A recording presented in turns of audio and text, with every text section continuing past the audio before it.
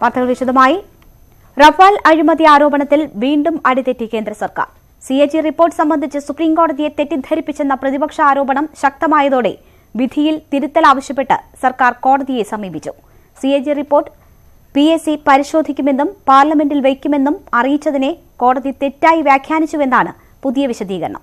വിധിയിൽ പിഴവുണ്ടെന്നും ഈ സാഹചര്യത്തിൽ CAGയെയും അറ്റോർണി ജനറലിനെയും പാർലമെന്റിൽ വിളിച്ചു വരുത്തണമെന്നും കോൺഗ്രസ് ആവശ്യപ്പെട്ടിരുന്നു. റഫാൽ ഇടപാടിൽ അന്വേഷണം വേണമെന്നാവശ്യപ്പെട്ടുള്ള ഹർജികൾ തള്ളിയ സുപ്രീംകോടതി വിധിയിലെ 25-ാം പാരഗ്രാഫ് വിവാദമാകുന്നതിനിടെയാണ് കേന്ദ്ര നീക്കം. വിമാനങ്ങളുടെ വിലയെപ്പറ്റിയുള്ള CAG റിപ്പോർട്ട് പാർലമെന്റിന്റെ പബ്ലിക് അക്കൌണ്ട്സ് കമ്മിറ്റി പരിശോധിച്ചുവെന്നും അതിന്റെ സംക്ഷിപ്ത രൂപം പാർലമെന്റിൽ വച്ചെന്നുമാണ് വിധിയിലുള്ളത്. അങ്ങനെയൊരു റിപ്പോർട്ട് PSC പരിശോധിച്ചിട്ടില്ലെന്ന് PSC അധ്യക്ഷൻ മല്ലികാർജ്ജുൻ ഖാർഗെ തന്നെ വ്യക്തമാക്കിയിരുന്നു. CAGയെയും അറ്റോർണി ജനറലിനെയും പാർലമെന്റിൽ വിളിച്ചുവരുത്തി വിശദീകരണം തേടണമെന്നും ഖാർഗെ ആവശ്യപ്പെട്ടിരുന്നു. अटॉर्नी जनरल को बुलाया जाए और उसी तरीके से CAG के जो चीफ हैं उनसे भी पूछताछ की जाएगी. കോൺഗ്രസ് ആക്രമണം ശക്തിപ്പെടുത്തിയതോടെയാണ് സർക്കാർ കോടതിയിൽ അപേക്ഷ നൽകിയത്. വില സംബന്ധിച്ച വിവരങ്ങൾ CAGക്ക് നൽകിയെന്നും CAGയുടെ റിപ്പോർട്ട് PSC പരിശോധിച്ച് പാർലമെന്റിൽ വയ്ക്കുമെന്നുമാണ് ഉദ്ദേശിച്ചത്. നടക്കാൻ പോകുന്ന കാര്യങ്ങളെ നടന്ന കാര്യമായി കോടതി കരുതിയെന്നും ഇത് തിരുത്തണമെന്നും അപേക്ഷയിൽ സർക്കാർ ആവശ്യപ്പെടുന്നു. അതേസമയം അന്തിമ റിപ്പോർട്ട് ജനുവരി അവസാനമേ തയ്യാറാകുമെന്നാണ് സൂചന.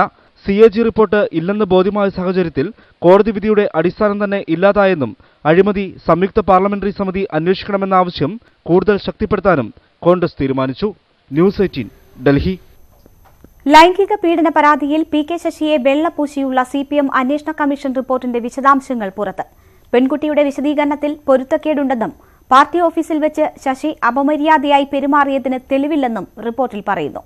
പെൺകുട്ടിയോട് അപമര്യാദയായി പെരുമാറിയിട്ടില്ലെന്നും ഉത്സാഹവതിയായ കുട്ടികളോട് തോന്നുന്ന വാത്സല്യം മാത്രമാണ് പരാതിക്കാരിയോട് തോന്നിയതെന്നും ആയിരുന്നു ശശിയുടെ വിശദീകരണം. PK ശ്രീമതിയും AK ബാലും അടങ്ങിയ പാർട്ടി കമ്മീഷൻ റിപ്പോർട്ടിന്റെ അടിസ്ഥാനത്തിലായിരുന്നു PK ശശിക്കെതിരായ പാർട്ടി നടപടി. എന്നാൽ ശശിക്കെതിരായ ലൈംഗിക പീഡന പരാതി അന്വേഷണ കമ്മീഷൻ പൂർണ്ണമായി തള്ളിയെന്ന് റിപ്പോർട്ട് വ്യക്തമാക്കുന്നു. ശശിയിൽ നിന്ന് മോശം അനുഭവമുണ്ടായ ദിവസമേതെന്ന പെൺകുട്ടിയുടെ പരാതിയിലില്ല. ജില്ലാ സമ്മേളന വേദിയിലെ വനിതാ വോളണ്ടിയർമാരുടെ ചുമതലയായിരുന്നു പെൺകുട്ടിക്ക്. അതിന്റെ കാര്യങ്ങൾക്കു വേണ്ടിയാണ് ഏരിയ കമ്മിറ്റി ഓഫീസിലേക്ക് ശശി പെൺകുട്ടിയെ പലതവണ വിളിപ്പിച്ചതും പണം നൽകിയതും. അതിനാൽ ഏരിയ കമ്മിറ്റി ഓഫീസിൽ വിളിപ്പിച്ചതിൽ അസ്വാഭാവികതയില്ല. മണ്ണാർക്കാട് AC ഓഫീസിൽ പതിവായി പോകുന്ന പെൺകുട്ടി ഏരിയ സെക്രട്ടറിക്കോ പാർട്ടി ജില്ലാ സെക്രട്ടറിക്കോ തന്റെ ഘടകമായ DYFI ജില്ലാ ഘടകത്തിനോ ഒരു പരാതിയും നൽകിയിട്ടില്ല. പെട്ടെന്ന് പ്രതികരിക്കുന്ന സ്വഭാവവിശേഷമുള്ള പെൺകുട്ടി സംഭവം നടന്ന 8 മാസം വരെ ഒരു പ്രതികരണത്തിനും തയ്യാറായില്ലെന്ന കുറ്റപ്പെടുത്തലുമുണ്ട്. ശശി കുറ്റക്കാരെന്ന് കണ്ടെത്തിയതിനാലാണ് നടപടിയെന്ന് കമ്മീഷൻ അംഗം PK ശ്രീമതി. അന്വേഷിച്ച് ആവശ്യയുക്തമായ രീതിയിൽ അതിന്റെ റിപ്പോർട്ട് സമർപ്പിച്ചു. അല്ല, സംരക്ഷിക്കാൻ വേണ്ടി ശ്രമിച്ചിട്ടുണ്ടെങ്കിൽ അങ്ങനെ ഒരു നടപടിയുടെ ആവശ്യമില്ല. ശശിയുമായുള്ള സംഭാഷണത്തിന്റെ ഫോൺ രേഖ പെൺകുട്ടി പാർട്ടിക്ക് നൽകിയിരുന്നു. മറ്റാരോടും തോന്നാത്ത ഒരു ഇഷ്ടം തനിക്ക് തോന്നിയെന്നും പരസ്പരം ബഹുമാനമുണ്ടാകുമ്പോൾ തൊട്ടാൽ തെറ്റില്ലെന്നും ശശി പെൺകുട്ടിയോട് പറയുന്നുണ്ട്. പൊതുവെ എനർജറ്റിക്കായ കുട്ടികളോട് തോന്നുന്ന വാത്സല്യം മാത്രമാണ് പരാതിക്കാരിയോട് തനിക്ക് തോന്നിയതെന്ന വിശദീകരണമാണ് ശശി നൽകിയത്. ന്യൂസ് 18 തിരുവനന്തപുരം. PK ശശിക്കെതിരായ പരാതി ഉൾപ്പെടെയുള്ള വിഷയങ്ങൾ പരിഗണിക്കാൻ CPM കേന്ദ്ര കമ്മിറ്റി ഡൽഹിയിൽ പുരോഗമിക്കുന്നു. ശശിക്കെതിരെ സംസ്ഥാന സമിതി സ്വീകരിച്ച നടപടി നാളെ കേന്ദ്ര കമ്മിറ്റിയിൽ റിപ്പോർട്ട് ചെയ്യും. പരാതി അന്വേഷണ കമ്മീഷൻ ഗൌരവമായി പരിഗണിച്ചില്ലെന്ന് DYFI വനിതാ നേതാവ് കേന്ദ്ര നേതൃത്വത്തിന് പരാതി നൽകിയിരുന്നു. 5 സംസ്ഥാനങ്ങളിലെ നിയമസഭാ തെരഞ്ഞെടുപ്പ് ഫലം, ലോക്സഭാ തെരഞ്ഞെടുപ്പ് ഒരുക്കങ്ങൾ, സഖ്യങ്ങൾ എന്നിവയാണ് കേന്ദ്ര കമ്മിറ്റി പരിഗണിക്കുന്ന മറ്റു വിഷയങ്ങൾ. കൊച്ചിയിൽ ബ്യൂട്ടി പാർലറിന് നേരെ വെടിവയ്പ്. ബൈക്കിലെത്തിയ സംഘമാണ് വെടിയുതിർത്തത്.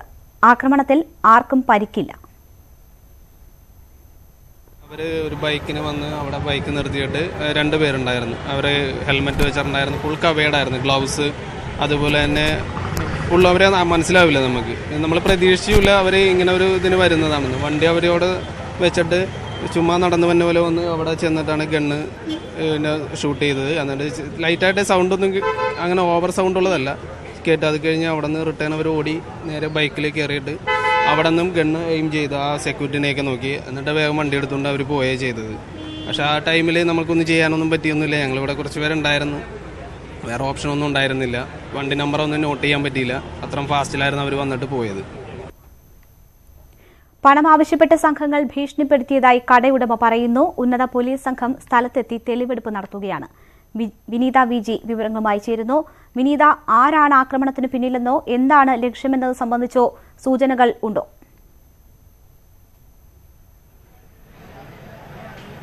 രേണുക, നിലവിൽ ഇതുവരെയും ആരാണ് ആക്രമണത്തിന്റെ പിന്നിലെന്നോ അല്ലെങ്കിൽ ഇതിന്റെ ഉദ്ദേശം എന്താണെന്നോ ഉള്ള വിവരങ്ങളൊന്നും തന്നെ നമുക്ക് അറിയാൻ കഴിഞ്ഞിട്ടില്ല. അതേസമയം ഇത് ചലച്ചിത്ര നടിയും നിരവധി സാമ്പത്തിക ക്രമക്കേടുകൾ നടത്തിയ കേസിലെ പ്രതിയുമായ ലീന മരിയ പോളിന്റെ ഉടമസ്ഥതയിലുള്ള ബ്യൂട്ടി പാർലറാണ്. ഇവർക്ക് ദിവസങ്ങൾക്ക് മുൻപേ തന്നെ 25 കോടി രൂപ ആവശ്യപ്പെട്ടുകൊണ്ടുള്ള ഫോൺ കോളുകളും സന്ദേശങ്ങളും ലഭിച്ചിരുന്നു. ഇതേക്കുറിച്ച് അവർ പോലീസിന് പരാതി നൽകിയിട്ടുണ്ടായിരുന്നു എന്നാണ് അവരിൽ നിന്ന് നമുക്ക് അറിയാൻ കഴിഞ്ഞിട്ടുള്ളത്. എന്നാൽ ഈ ഒരു സാഹചര്യത്തിലാണ് ഇന്ന് ബൈക്കിലെത്തിയ രണ്ടംഗ സംഘം ഇവരുടെ നെയിൽ എന്ന ഇവരുടെ ബ്യൂട്ടി പാർലറിന് നേരെ വെടിയുതിർത്തത്. ഏതാണ്ട് 2:30 പനമ്പള്ളി നഗറിലെ നെയിൽ എന്ന ബ്യൂട്ടി പാർലറിന് നേരെയാണ് വെടിയുതിർത്തത്. എന്നാൽ അതേസമയം ഈ ബൈക്കിലെത്തിയ സംഘം ആരാണെന്നോ ഈ ബൈക്കിന്റെ നമ്പർ ഏതാണെന്നുള്ള വിവരങ്ങളൊന്നും തന്നെ ഇനിയും ലഭ്യമായിട്ടില്ല.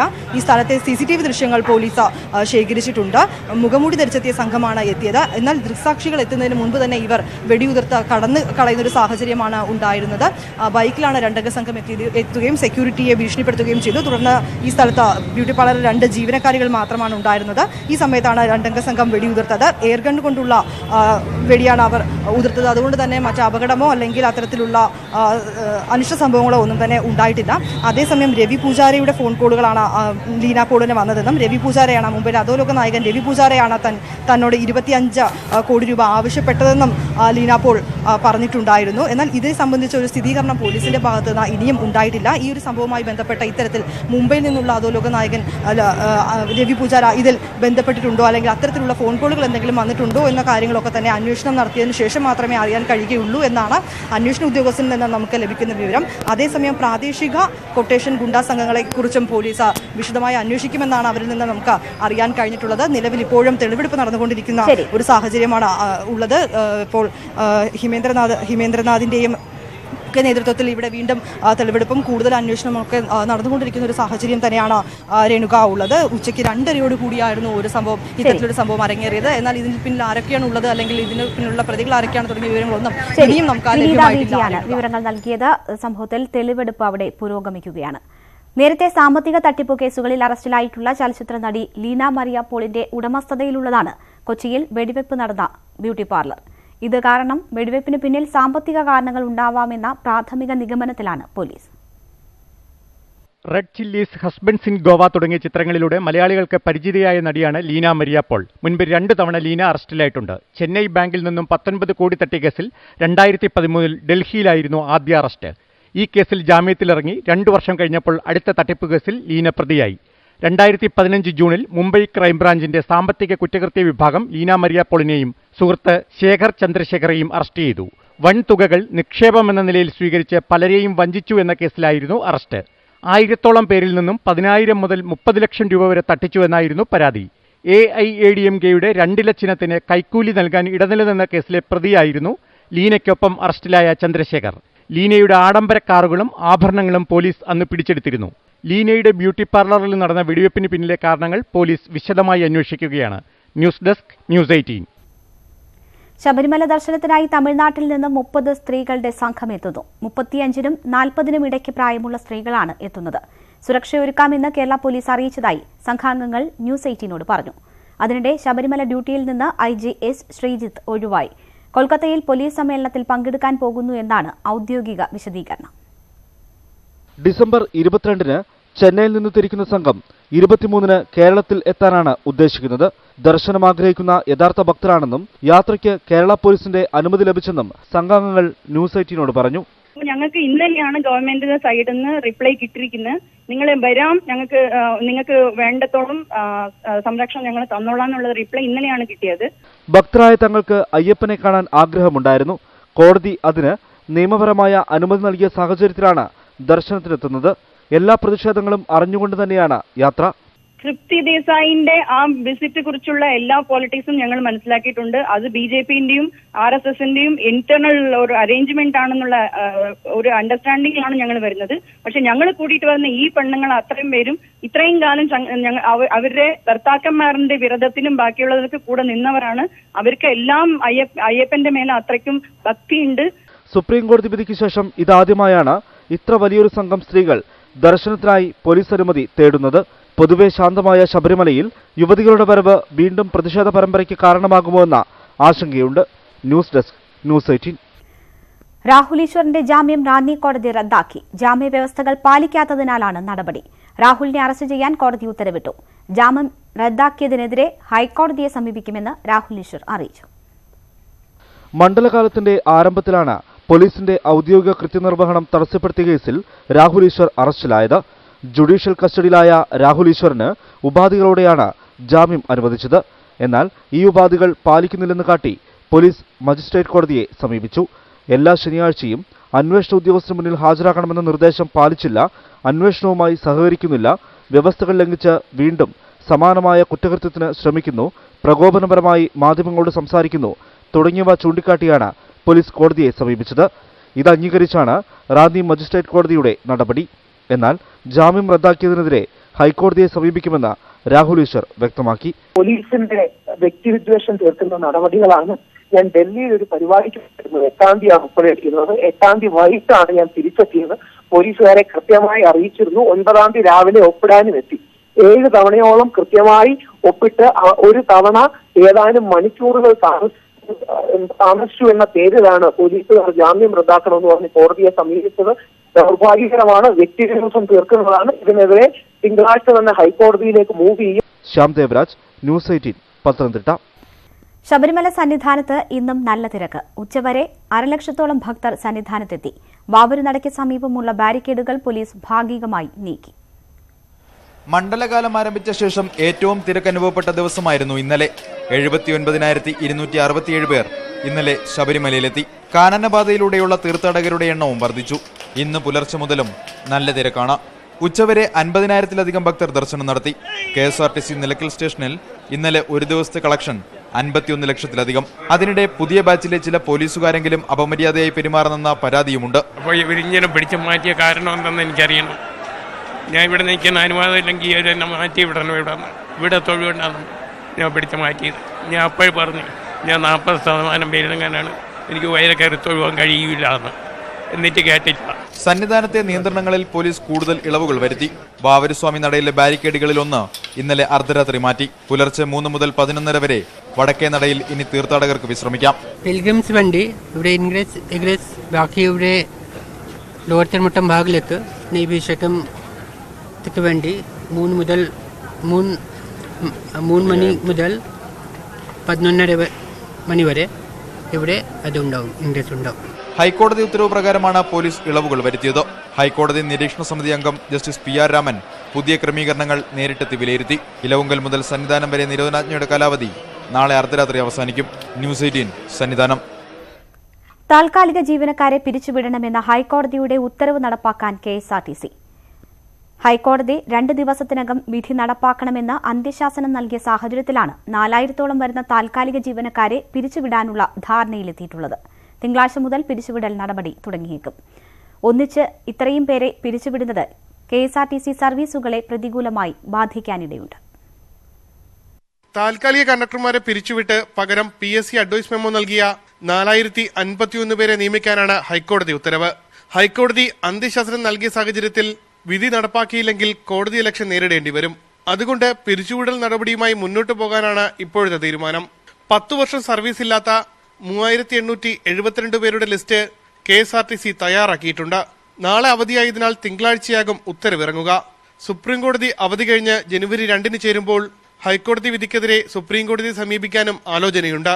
പിരിച്ചുവിടുന്ന താൽക്കാലിക ജീവനക്കാരുടെ വാദം ഹൈക്കോടതി പരിഗണിച്ചിട്ടില്ല. നിലവിലെ കേസിൽ ഇവർ കക്ഷിയുമല്ല. ഈ സാഹചര്യത്തിൽ ഈ വാദം മുന്നോട്ട് വെച്ച് സുപ്രീംകോടതിയെ സമീപിക്കാനാണ് ആലോചന. താൽക്കാലിക ജീവനക്കാരെ കൂട്ടത്തോടെ പിരിച്ചുവിട്ടാൽ പ്രതിഷേധങ്ങൾ ഉണ്ടാകുന്നതിനു പുറമെ KSRTCയുടെ പ്രവർത്തനം പൂർണ്ണമായി താളം തെറ്റും. 1,500-ലധികം പേരെ അടിയന്തരമായി വടക്കൻ ജില്ലകളിലേക്ക് വിന്യസിക്കേണ്ടി വരും. പുതിയ ജീവനക്കാരെ പരിശീലനം നൽകി ജോലിക്ക് പ്രവേശിപ്പിക്കുന്നതിന് കാലതാമസവും ഉണ്ടാകും. 4,000-ഓളം പേരെ പിരിച്ചുവിടുമ്പോൾ ഉണ്ടാകുന്ന പ്രായോഗിക ബുദ്ധിമുട്ടുകൾ എങ്ങനെ മറികടക്കുമെന്നുള്ളത് തന്നെയാണ് സർക്കാരിനും KSRTCക്ക് മുന്നിലുള്ള പ്രധാന വെല്ലുവിളി. ഹൈക്കോടതിയുമായി ഒരു തുറന്ന പോരിന് പോകേണ്ടതില്ല എന്നുള്ളതാണ് സർക്കാർ നിലപാടും. ഉമേഷ് ബാലകൃഷ്ണൻ, ന്യൂസ് 18, തിരുവനന്തപുരം. ന്യൂസ് 18 തുടരുന്നു.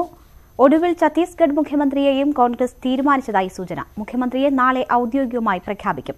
PCC അധ്യക്ഷൻ ഭൂപേഷ് ഭാഗലിനാണ് സാധ്യത. തീരുമാനത്തിലെത്തിയതിന് പിന്നാലെ മധ്യപ്രദേശിലും രാജസ്ഥാനിലും ചെയ്തതുപോലെ മുഖ്യമന്ത്രി സ്ഥാനത്തേക്ക് മത്സരിച്ച ഭൂപേഷ് ഭാഗേൽ അടക്കമുള്ളവരുടെ ചിത്രം രാഹുൽ ഗാന്ധി ട്വീറ്റ് ചെയ്തു. 15 വർഷത്തിനു ശേഷം അധികാരത്തിലെത്തിയ ഛത്തീസ്ഗഡിൽ മാരത്തൺ ചർച്ചകൾക്ക് ശേഷമാണ് മുഖ്യമന്ത്രി ആരെന്ന കാര്യത്തിൽ ധാരണയിലെത്തിയത്.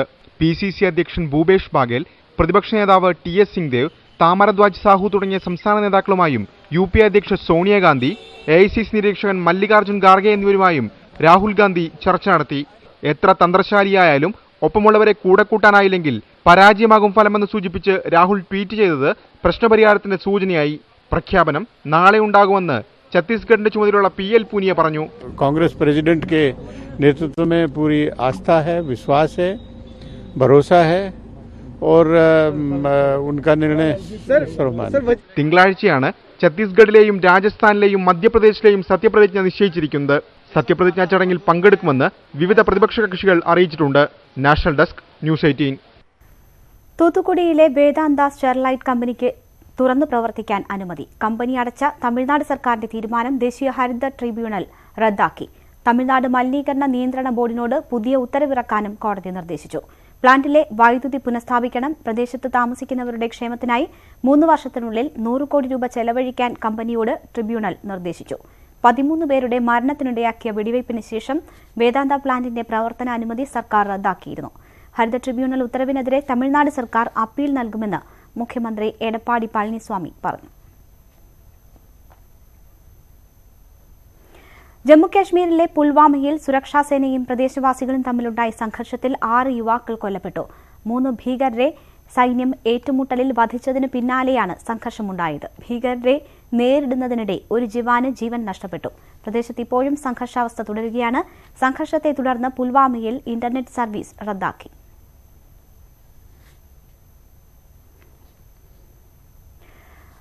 അഗസ്ത വെസ്റ്റ്ലാൻഡ് ഹെലികോപ്റ്റർ ഇടപാടിലെ ഇടനിലക്കാരൻ ക്രിസ്ത്യൻ മിഷേലിന്റെ കസ്റ്റഡി കാലാവധി 4 ദിവസം കൂടി നീട്ടി. മിഷേൽ അന്വേഷണത്തോട് പൂർണ്ണമായും സഹകരിക്കുന്നില്ലെന്നും വിശദമായി ചോദ്യം ചെയ്യാൻ കൂടുതൽ സമയം നൽകണമെന്നും CBI കോടതിയിൽ ആവശ്യപ്പെട്ടു. CBIയുടെ ആവശ്യം അംഗീകരിച്ചാണ് പട്യാല ഹൌസ് കോടതിയുടെ നടപടി.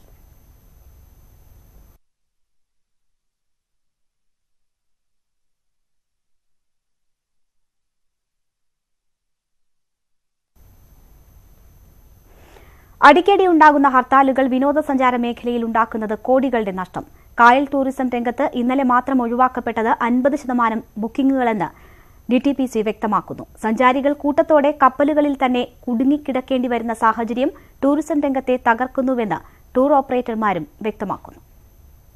ഇന്നലെ തന്നെ ഞങ്ങൾക്ക് ഏകദേശം 50% ക്യാൻസലേഷൻ ഉണ്ട്. തലേ ദിവസം വൈകുന്നേരം നമ്മുടെ ഉണ്ടല്ലോ ഉണ്ട് എന്ന് നമ്മൾ പറയുന്ന അനുസരിച്ച് നമുക്ക് എന്തായാലും ഇതിന് പേ ചെയ്തേ പറ്റുള്ളൂ. നമ്മളുമായിട്ട് സഹായിക്കുന്ന ഹൗസ് ബോട്ടുകളായിരുന്നാലും അവർ ഉണ്ടാക്കിക്കുന്ന ഫുഡിൻ്റെ എങ്കിലും കോസ്റ്റ് നമുക്ക് ബെയർ ചെയ്തേ പറ്റുള്ളൂ. ഇത് DTPC പോലുള്ള സംവിധാനങ്ങൾ ഒരുപാട് തിരിച്ചടി ബാധിക്കുന്നുണ്ട്. പ്രളയം തകർത്ത ടൂറിസം രംഗം കലോത്സവങ്ങളിലൂടെയും വള്ളംകളിയിലൂടെയും ഒക്കെ പുനർജീവിക്കാൻ പാടുപെടുമ്പോഴാണ് ഹർത്താലുകൾ വിനോദസഞ്ചാര മേഖലയെ തകർക്കുന്നത്.